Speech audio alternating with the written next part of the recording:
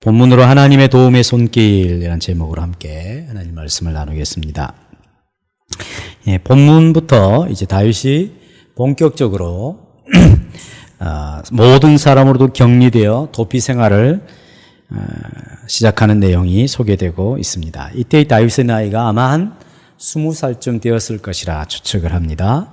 다윗이 30살에 유다의 왕이 되었으니까 이제 지금으로부터 한 10년 동안 광야를 떠돌아다니며 가끔 블레셋으로 왔다 갔다 하다가 사울의 낯을 피하여 생명의 위협을 모면하기 위해서 도망자의 생활을 하게 되는 그런 생활의 첫 부분이라 할 수 있습니다.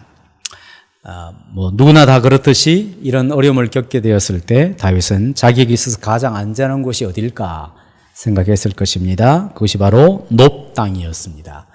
그 당시에 여호와의 성막에 있던 실로가 블레셋에 의하여 무너지게 되고 아마 이 높 땅에 제사장들이 기거하는 마을이었던 것 같습니다. 다윗은 그것으로 피신을 했습니다. 두려움이 항상 도사리는 도피 생활이라고 하는 것은 얼마나 참 그 사람의 마음을 조급하게 만들고 두렵게 하고 또 마음을 조여오는 그런 아픔과 고통이 있을까 참 상상하기도 어려운 일이라 할 수 있습니다. 이제 이 높당에 가서 제사장 아히멜렉에게 도움을 요청하게 되었습니다. 혼자 찾아온 것이 너무나 이상하여 아히멜렉이 묻습니다. 물론 아히멜렉이 두려워하죠. 아마 다윗의 어떤 명성이나 어떤 일들을 또 들었겠죠.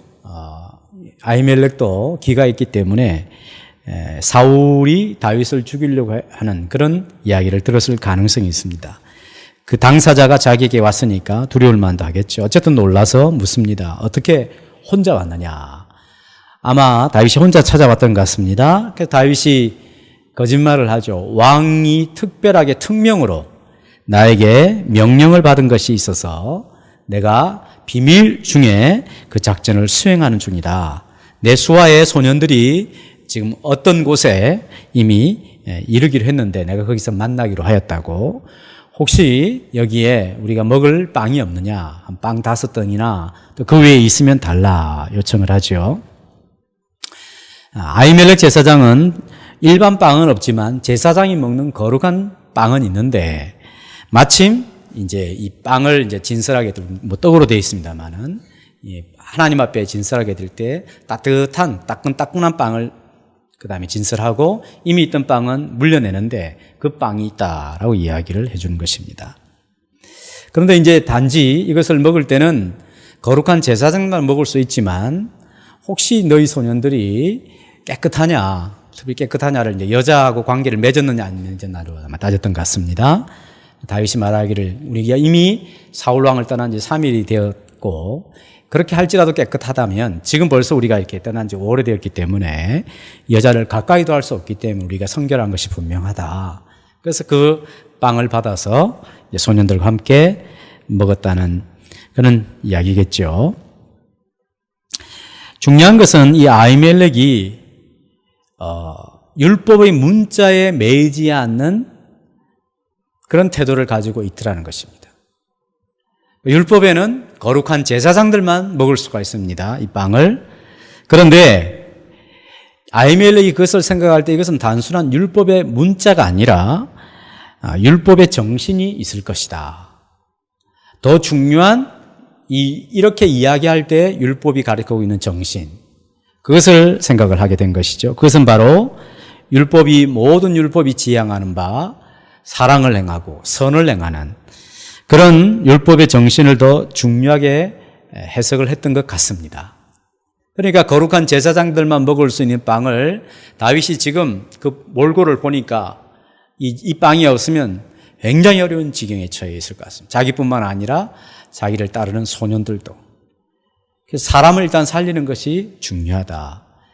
거룩한 제사장만 먹을 수 있지만 꼭 그런 것이 아니라 사람을 살리는 일이라면 아마 허용을 하실 것이다. 이렇게 좀 광범위하게 해석을 했던 것 같습니다. 그래서 빵을 건네줄 수 있었던 것이죠. 만약 율법의 문자만을 고집하고 이 거룩한 제사장만 먹어야 된다라고 생각한다면 절대 빵을 내놓지 않았을 것입니다. 예수님 당시에 안식일에 제자들과 함께 밀밭 사이를 지나가는 제자들이 배가 고파서 아마 밀 이삭을 이렇게 비볐는지 어쨌든 잘라서 먹었습니다. 그것을 공교롭게도 바리새인들이 본 것이죠. 안식일에 하지 못할 일을 하였다고 정죄하는 것입니다. 즉 안식일에 이 사람들이 추수를 했다는 거예요. 추수를 이렇게 잘라가 먹는 그런 추수를 했다는 것입니다. 그러니까 막 따지자 예수님께서 이 다윗이 아히멜렉에게 요청을 하여서 아히멜렉이 이 빵 덩어리를 준 것을 가지고 예를 들어서 변증을 하십니다. 자, 아히멜렉 시대에 다윗이 이런 굶주림에 있었을 때에 아히멜렉이 그 빵 덩어리를 주지 아니하였느냐, 이렇게 이제 설명을 하면서 뭐라고 말씀을 하시냐면 안식일에 제사장들도 이 성전 안에서 안식일을 범한다. 무슨 말입니까? 안식일에 제사장들은 제사 드리기 위해서 그 수많은 사람들이 가져온 것을 가지고 이제 자기 일을 해야 되죠. 일을 막 해야 됩니다. 제사장들이 그런 일을 할 때 안식일을 범하지 않느냐. 그렇다고 하나님이 제사장들에 대하여 정죄하느냐? 그렇지 않다는 것이죠. 성전 안에서 안식을 범하여도 죄가 없는데, 결국 이것은 어떤 꼭 해라, 하지 마라 이런 문자적으로 해석할 것이 아니라 안식일이 도대체 누구를 위하여 있느냐. 그래서 예수님이 말씀하시기를 인자는, 예수님은 안식일의 주인이라 이렇게 이야기를 하시죠. 이 성전보다 더 큰 내가 바로 안식일의 주인 된다. 그리고 다른 성경 구절에는 안식일에 선을 행하는 것과 하지 않는 것, 어느 것이 더 옳으냐 이렇게 이야기를 하죠. 그러니까 결국 안식일이라고 하는 것은 그 자구적으로 무엇을 하고 무엇을 하지 말고 이렇게 해석할 것이 아니라 과연 이것이 사람들의 삶을 자유롭게 해주고 사람들에게 정말 선을 행하고 생명을 주는 그런 안식일로 사용되고 있느냐, 이것이 하나님께서 안식일이라고 하는 것을 주실 때 율법의 정신이다 하는 것을 들어서 설명을 하는 것이죠. 하나님께서는 하나님의 말씀을 주실 때에 그 말씀의 본래적인 의미와 정신을 잘 해석을 하여 사람을 살리는 일에 마음을 기울이고 있는 이 아히멜렉 제사장을 통하여 다윗을 돕고 있다라는 것을 알 수가 있습니다. 내가 알고 있는 성경 지식이라고 하는 것은 다른 사람에게 도움을 주고 또 다른 사람을 격려해주고 바른 길을 제시해주고 생명의 길을 제공해주는 도구로 사용되어야 하는 것이죠. 내가 알고 있는 성경 지식을 가지고 누구를 판단하고 저것밖에 알지 못하느냐 이런 식으로 갖고 있는 성경 지식은 아무런 도움을 줄 수가 없습니다. 내가 신앙 안에서 알고 깨달은 경험은 내가 얼마나 신비로운 사람인가, 내가 얼마나 고급적인 신앙을 경험한 사람인가, 나는 얼마나 고급스러운 수준의 신앙에 도달했는가를 입증하기 위한 것이 결코 아닙니다. 하나님께서 한 개인에게 특별한 은혜를 깨닫고 특별한 은혜를 알게 하시는 것은 그 사람이 얼마나 대단하고 훌륭한 것을 입증하기 위해서 주신 것이 결코 아닙니다. 내가 알고 깨달은 신앙적인 경험은 내가 알고 있는 그 영적 세계가 정말 내 마음을 가득하게 채우고 있다면 이러한 세계를 알지 못하는 사람들을 더 관용적으로 포용하고 수용하는 마음을 넓히기 위하여 하나님이 주신 것이죠. 이러한 영적인 세계를 경험하지 못하고 이 영광스러운 은혜를 경험하지 못하는 사람들을 볼 때 긍휼히 여기고 불쌍히 여기고, 그래서 나와 같이 그런 하나님을 경험하고 나와 같이 크신 하나님, 광대하신 하나님, 영광스러운 하나님을 같이 경험하기를 원하는 간절함에서 사람들을 바라보는 그런 시선이 있어야 되는 것이죠. 그런데 많은 경우에 사람들은 자기가 알고 자기가 깨달은 경험과 신비적인 은혜와 특별한 은혜들을 내가 더 고급스러운 신앙을 가진 것으로 착각하는 경우들이 있는 것 같습니다. 이런 태도를 가지고 있으면 결코 이 아히멜렉과 같이 하나님의 도움의 손길로 사용될 수가 없는 것이죠. 내게 주어진 지위를 가지고 타인을 살리는 사람이 있습니다. 아히멜렉과 같이 제사장의 지위를 가지고 자기가 알고 있는 올바른 성경 지식을 가지고 다른 사람을 살리는 사람이 있지요. 그러나 어떤 사람은 자신에게 주어진 지위, 그 좋은 기회를 가지고 다른 사람을 죽이고 다른 사람을 억압하고 힘들게 하는 사람도 있습니다. 하나님께서는 이와 같이 하나님의 말씀의 본래적인 의미를 잘 깨닫고 그리고 사람을 살리는 일로 자신의 지위와 자기가 깨달은 바를 사용하는 제사장을 통하여 하나님의 도움의 손길로 다윗을 돕고 있다는 것을 알 수가 있습니다. 자, 여기 하나 유념해야 될 것은 다윗이 아히멜렉 앞에서 거짓말하는 장면이죠. 어떻게 네가 홀로 있고 함께 있는 자가 아무도 없느냐, 그렇게 말을 했습니다. 그때 다윗이 거짓말을 하죠. 왕이 나에게 특별한 명령을 내렸고 이것은 사람에게 알려져야 될 일이 아닌 비밀작전을 수행하고 있기 때문이다. 내가 왕 앞에서 급히 나오느라 칼도 없고 창도 없다. 이런 식으로 거짓말을 하게 되는 것입니다. 17장에는 이 소년 다윗이 골리앗을 맞서서 싸우는 용감한 장면, 아주 아름다운 신앙의 장면을 우리는 보게 됩니다. 그죠? 너는 칼이나 창으로 나오지만 나는 네가 멸시하는 이스라엘의 만군의 여호와 이름으로 내게 나아가노라. 그러면서 멋있게 이겨버리지 않습니까? 그런데 다윗이 이 본문에서는 특별하게 이 아히멜렉 앞에서 거짓말할 필요도 없을 것 같은데 거짓을 둘러대는 것입니다. 그만큼 다윗의 마음이 조급하고 불안하고 굉장히 좁아져 있다라고 하는 것을 알 수가 있습니다. 이 골리앗과 다윗의 싸움은 그 사건 이후에는 어떤 설교자나 선지자나 신약의 사람들도 다윗과 골리앗의 예를 들어 사용하지 않습니다. 그죠? 한 번도 그런 예를 들어서 누군가가 우린 다윗처럼 살자 이렇게 말하지 않습니다. 몇 번이나 나와야 되는데, 그죠? 우리는 많이 사용했지만 실제 성경에서는 이 사무엘상 17장 사건을 가지고 다윗을 예를 들 때에 자, 다윗이 소년 시절 이렇게 훌륭하지 않았느냐, 우리 다 같이 그런 신앙을 가집시다 이렇게 이야기하는 성경은 없죠. 도리어 어떤 이야기가 있습니까? 이와 같은 이야기는 많죠. 아히멜렉 앞에서 거짓말하고 다윗의 진상이 다 드러나서 완전 그냥 쪽팔리는 이런 이야기는 수많은 사람들이 인용을 하고 그 비슷한 사례들을 계속적으로 반복해서 이야기하지 않습니까? 그게 무슨 말입니까? 성경은 한 인생의 영웅담을 다루지 않는다는 것입니다. 도리어 약하디 약한 모습, 우리와 똑같은, 어떤 면에 있어서는 우리보다 못한 그런 모습을 노골적으로 이야기하면서 그럼에도 불구하고 하나님이 어떻게 하셨는가 하는 것을 이야기하는 것이죠. 전쟁 중에는 이런 거짓말이 흔히 있을 수 있지 않겠습니까? 다윗은 사울과 거의 준전쟁과 같은 상황에 맞닥뜨려 있습니다.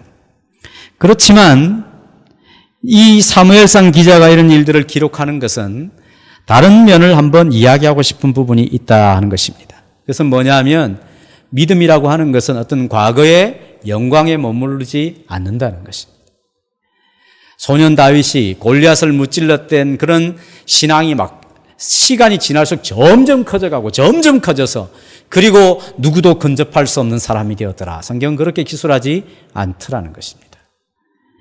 믿음은 언제나 현재형이어야 하죠. 문장부호로 말하자면 마침표가 아니라 느낌표여야 된다. 그것이 성경이 우리에게 교훈하고 가르쳐주고 싶어하는 부분이라 할 수 있습니다. 사실 이런 상황을 만나게 되면 진실하기 어렵습니다. 자기가 지금 자기의 상황을 그대로 이야기하기가 어렵죠. 왜 그렇습니까? 피해를 볼까 싶었습니다. 피해를. 혹시 이 아히멜렉이 어떤 생각을 갖고 있는지 모를 수도 있기 때문에 그 일을 통해서 자기가 진실을 이야기하면 생명의 위협을 느낄 수 있을 것 같은 생각이 있기 때문에 진실을 말하기 어려울 수도 있겠습니다. 많은 경우에 사람들이 진실을 말하기가 왜 어렵습니까? 사실이 밝혀지면 완전 부끄러움을 당할 수 있으니까. 체면이 완전 깎일 수 있으니까. 또 어떤 경우는 물질적으로 손해를 볼 것 같고 사람들로부터 공격을 당할 것 같고 여러 가지 불이익을 당할 것 같은 그런 상황이 발생할까 싶어서 순간적으로 진실을 외면하고 거짓말을 하는 경우가 있습니다. 사회적인 체면이 높은 사람일수록, 사회적인 지위가 높은 사람일수록 진실을 말하기를 어려워하죠. 이번에 제주지검장이 참 희한한 일을 했습니다. 그래가지고 처음에 거짓말을 또 하고 뭐 이렇게 돼버렸죠. CCTV가 그렇게 선명하게 나올 줄은 몰랐어. 우리는 요 안에 있으면 괜찮을 것 같아요. 저기 또 촬영하고 있는데. 밖에 나갔다 그러면 온데 CCTV죠. 마음만 먹었다 그러면 누구든지 다 촬영이 될 것 같습니다. 검사를 할지라도 자기가 그런 처지에 있으니까 자기가 했던 그런, 물론 다 밝혀져야 되겠습니다만은 그렇게 막 둘러대고 그럴 수밖에 없는 것 같아요. 그 처지를 생각해보면 이해가 충분히 되지만 그와 같이 진실을 말한다는 것은 참 어려운 일인 것입니다. 어린아이라도 자기가 잘못한 것에 대해서 처음에 딱 지적하면 어떻게 하셨어요? 제가 잘못해서 이런 아이 없어요. 얼마나 둘러대는지. 그런데 어른이 보기에는 너무 뻔한 거짓말 있잖아요. 다 보이는 거짓말. 그러니까 조금 크면 내가 쓸데없이 의심하는가 내 아이를. 뭐 이런 생각이 들 때가 있어요. 근데 다른 각도로 몇 가지 딱 마음을 굳게 먹고 추궁해보면 거짓말의 수가 대단하죠. 빼도 박도 하지 못할 때 그때 드디어 실토를 하게 되어 있습니다. 믿음은 과거에 한번 영광스럽다고 계속 영광스러운 것이 아니라는 거죠. 다윗의 경우를 통하여 뭘 하나님이 다 드러내 보이십니까? 너희가 갖고 있는 믿음이나 너희가 한번 신앙에서 승리한 것은 아무것도 아닐 수 있다는 것입니다. 상황이 이렇게 복잡하게 급박한 상황으로 돌아가게 될 때는 이렇게 그냥 자기의 그 여과 없는 자신의 모습이 다 드러날 수 있다는 것이죠. 그럼에도 불구하고 성경은 늘 하나님의 성품을 닮아서 우리는 진실해야 한다. 하나님을 의지하고 진실해야 될 것을 말하고 있습니다. 그렇기 때문에 우리는 평상시 늘 하나님 앞에서 이런 기도를 드릴 뿐만 아니라 하나님 나도 어떤 예기치 못한 이런 급박한 상황이 전개될 때 하나님을 두려워하는 마음으로 진실하게 말할 수 있는 용기를 주십시오. 꼭 기도하고 방비를 해야 하는 것입니다. 왜냐하면 우리가 어떻게 처음부터 끝까지 빛 앞에 다 드러내고도 부끄럽지 않는 삶을 살 수 있다 말할 수 있겠습니까? 그렇기 때문에 우리는 진실해야 할 것을 다짐해야 나는 안 그럴 것이다 이렇게 생각을 버리고 어떤 어려움이 생길 때 하나님 내가 반드시 진실하겠습니다. 그런 마음의 태도로 준비하는 것이 중요하다고 생각합니다. 제사장 아히멜렉의 도움을 통해서 기이한 도움을 얻고 다윗은 이제 더 이상 이스라엘 경내에 머물렀다가는 사울이 위협하는 그 생명의 위협 앞에 자신이 남아날 수 없다는 생각을 하고 블레셋 진영으로 망명하기로 생각을 했습니다. 그래서 블레셋에 5지역이 있는데 그 중에 가드로 가죠. 가드는 자신이 죽였던 골리앗이 출생했던 곳입니다. 이 가드 왕은 아기스 왕이었던 것 같습니다. 이름이 아기스가 아니고 왕의 직함인 것 같습니다. 왜냐하면 27장에 또다시 아기스로 갈 때 아기스가 잘 맞아 주거든요. 또 시편 34편은 이 10절에서 15절 사건을 앞에 표제로 다윗이 블레셋 왕 아비멜렉 앞에서 미친 채 하다가 쫓겨난 시 이렇게 되어 있습니다. 그러니까 아기스라고 하는 왕이 등장했다. 또 아비멜렉 왕이 등장하고 이런 거 보니까 아마 그 왕의 직함이고 하나는 이름이었던 것 같습니다. 어찌됐든 아기스 왕에게로 찾아갔는데 혹시 도움을 얻을까 싶어서 신하들이 어떻게 알았는지 다윗을 아기스 왕에게 고발을 했습니다. 근데 고발할 때 이렇게 고발을 합니다. 11절 보시면 아기스의 신하들이 아기스에게 말하되 이는 그 땅에 뭐라고요? 왕 다윗이 아니니까. 왕 사울이죠. 근데 사람들은 다윗을 왕처럼 생각을 했다는 것입니다. 굉장히 다윗을 위협적인 거대한 장애물로 생각을 했다는 것이죠. 그러면서 사울이 죽인 자는 천천히요 다윗은 만만이로다. 사람들이 노래하던 그 노래의 주인공이 바로 이 다윗입니다. 아기스 왕에게 고발을 했습니다.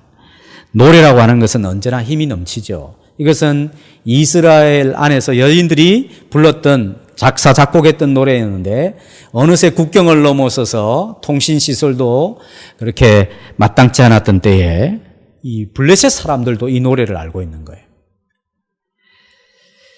그러자 다윗이 자신의 신분이 들통난 줄을 알고 이 아기스 왕을 두려워하여서 연기를 하죠. 대본에도 없는 기가 막힌 연기를 합니다. 이런 연기를 미친 연기라 그러죠. 미친 연기. 너무 연기를 잘했어요. 살아야 된다는 절박감이 제공해 준 엄청난 연기였습니다. 너무 연기를 잘하니까 아기스가 선언을 합니다. 이 사람이 미친 자가 아니냐. 내게 미친 자가 부족하여 이 자를 데려다가 미친 짓을 하게 하려느냐. 당장 쫓아내라. 그렇게 명령을 내리죠. 그래서 아마 쫓겨났던 것 같습니다. 이렇게 쫓겨나서 지은 시가 시편 34편인데 시편 34편으로 잠깐 가볼까요?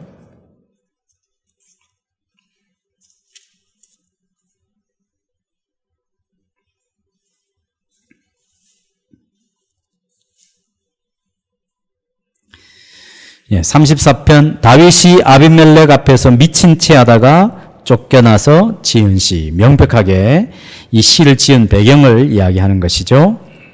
다 해설을 할 수는 없지만 다윗이 자기가 할 수 있는 것이 있었습니다. 이 지금 급박한 상황 속에서 자신의 신분이 발각되면 자기가 위험인 줄을 알고 아기스 왕과 그 신하들이 자기를 잡아서 요절을 낼 것인 줄을 알아서 어떻게 할까 생각하다가 자기가 다윗이지만 아무 쓸모없는 자인 것을 드러내기 위해서 침을 흘리고 문을 긁고 완전히 연기를 통하여 미친 채를 했습니다. 많은 경우에 이 시편 34편은 다윗이 이와 같이 아기스를 속인 것을 후회하고 그 다음에 하나님 앞에 회개하여 지은 시라 이렇게 생각을 합니다. 물론 그것도 맞을 수 있겠습니다. 저는 그보다는 다윗 자신이 지금 할 수 있는 게 뭐가 있을까? 이 급박한 순간에 무슨 잠깐 기회를 주십시오 해가 2시간 기도했을까? 그럴 수도 없는 거 아니겠습니까? 그는 준비도 하지 않은 연기를 한 것입니다. 미친 채 하기로 한 것입니다. 아마 사울이 악령이 들렸을 때의 모습을 보고 했는지도 모르겠습니다만은 어쨌든 다윗은 자신이 할 수 있는 그것은 미친 연기를 하는 것이었습니다. 그리고 아마 시편 34편의 내용으로 보아서는 그러면서 마음으로 간절히 하나님을 찾고 구했던 것으로 여겨집니다. 하나님께 기도하며 하나님을 찾는 것이죠. 4절에 보시면 내가 여호와께 간구하며 내게 응답하시고 내 모든 두려움에서 나를 건지셨도다. 6절 이 공간자가 부르짖으며 여호와께서 들으시고 그의 모든 환난에서 구원하셨도다. 7절 여호와의 천사가 주를 경외하는 자를 둘러 친치고 그들을 건지시는도다. 10절 젊은 사자는 궁핍하여 줄일지라도 여호와를 찾는 자는 모든 좋은 것에 부족함이 없으리로다.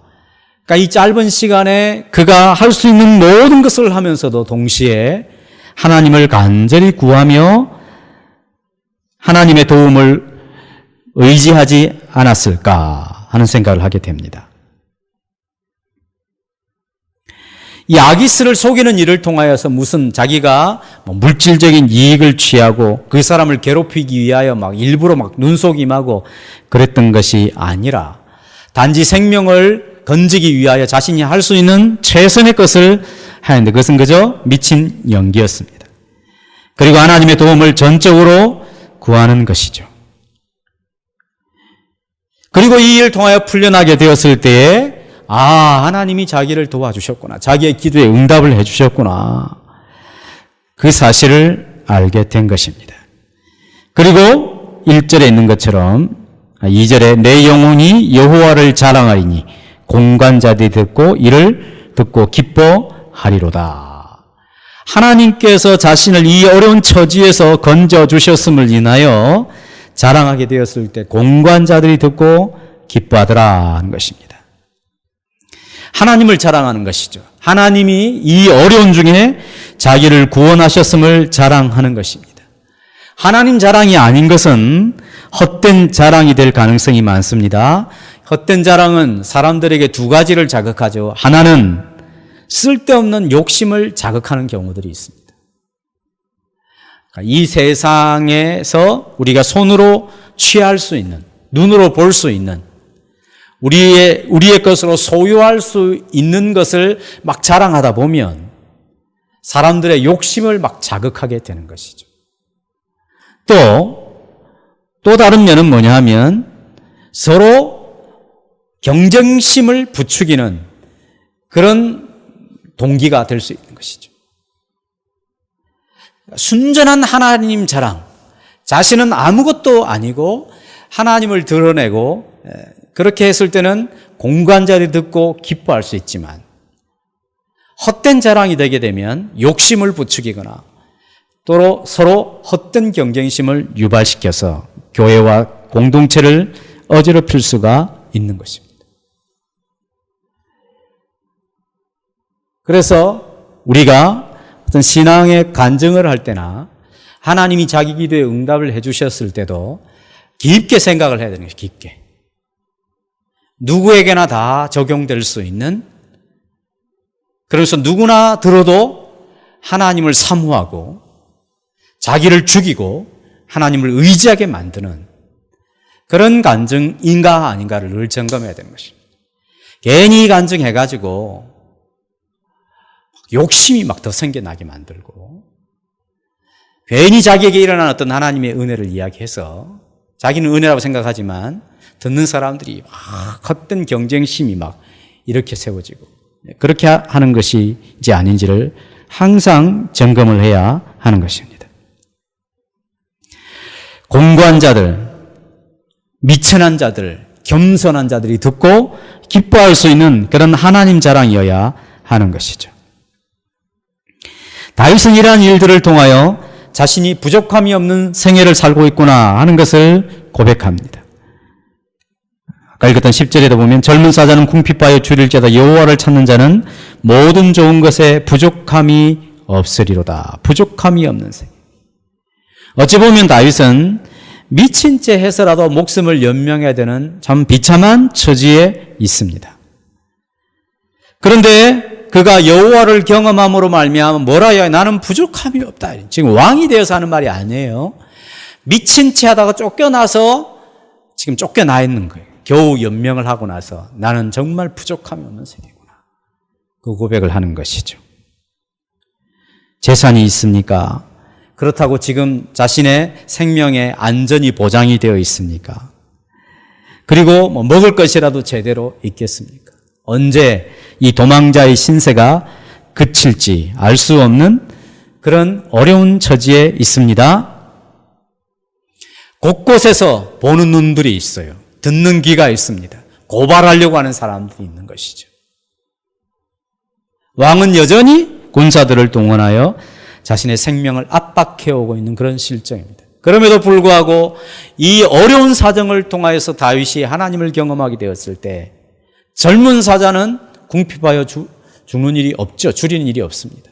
만일 그런 일이 있다 할지라도 여호와를 경외하는 자에게는 부족함이 없으리로다. 여호와를 찾는 자는 부족함이 없으리로다.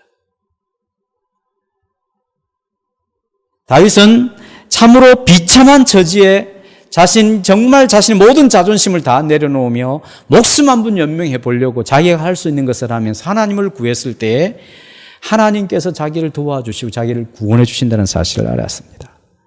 7절에 보면 여호와의 천사가 주를 경외하는 자를 둘러 진치고 그들을 건진다 그랬어요. 특별한 경험을 하는 것이죠. 남의 눈에는 보이지 않고 자기 눈에만 보이고 남은 알지 못하지만 자기만 아는 하나님의 특별한 간섭과 도움을 경험하게 되었을 때에 나는 부족함이 없는 생애자. 하나님이 나를 이렇게 도와주시니 나는 이렇게 부족함이 없구나. 이 고백을 하며 자랑할 수 있는 사람이 되는 것입니다.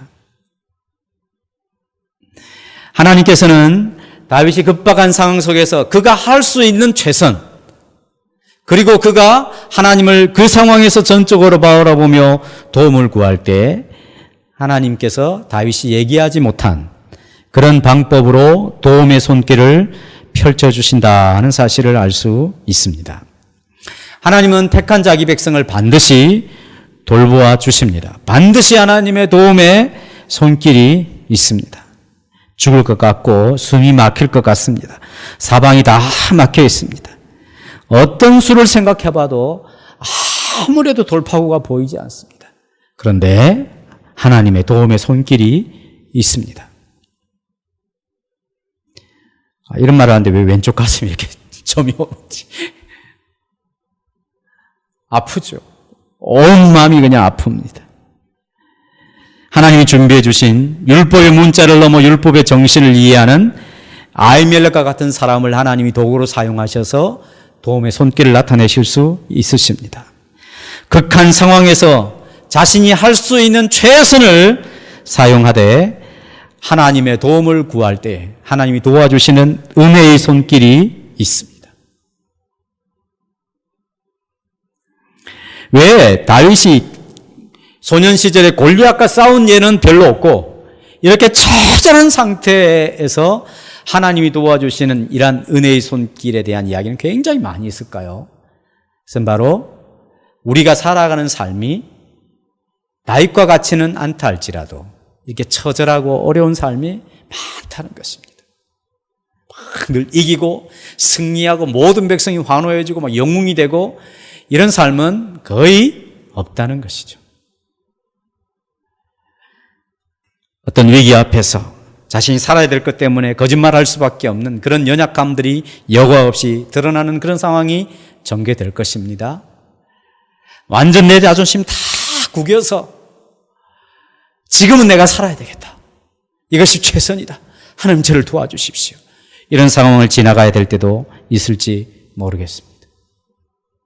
우리의 삶이 그렇게 사람들 앞에 막 영광스럽게 보이고 모든 사람들이 부러워할 만한 그런 삶은 별로 전개되지 않습니다. 다윗이 나는 부족함이 없는 생애다 이렇게 이야기한들 어떤 사람이 나도 당신과 같이 살고 싶소 그렇게 하겠습니까? 나는 당신과 같이 왕이 되었을 때 그런 말하면 나 그런 삶을 살고 싶소 이렇게 말하겠죠. 그러나 하나님을 경험하고 하나님을 진실하게 신앙하는 사람은 압니다. 인생은 참 어려움의 연속이고 또 내 자존심이 뭉개지는 그런 삶이 계속적으로 일어날 수 있구나. 그럴 때 하나님을 의지하고 그분의 도우심을 살면 그러면 정말 감사하고 복된 인생이구나. 이것이 신앙생활을 바르게 하려고 하는 사람들이 성경을 바라볼 때 들어오는 사건들이라 할 수 있습니다. 반드시 하나님은 자기 백성을 돌보아 주시는 줄로 믿습니다. 반드시 도와주시는 은혜의 손길이 있습니다. 사람이든지 천사를 보내어 둘러 진치게 하시든지 반드시 주님이 도와주실 것입니다. 그러므로 우리가 더욱 주님을 의지하고 그의 도움을 경험함으로 하나님을 경외하고 하나님을 찾는 사람들이 될 수 있기를 주님의 이름으로 축복합니다.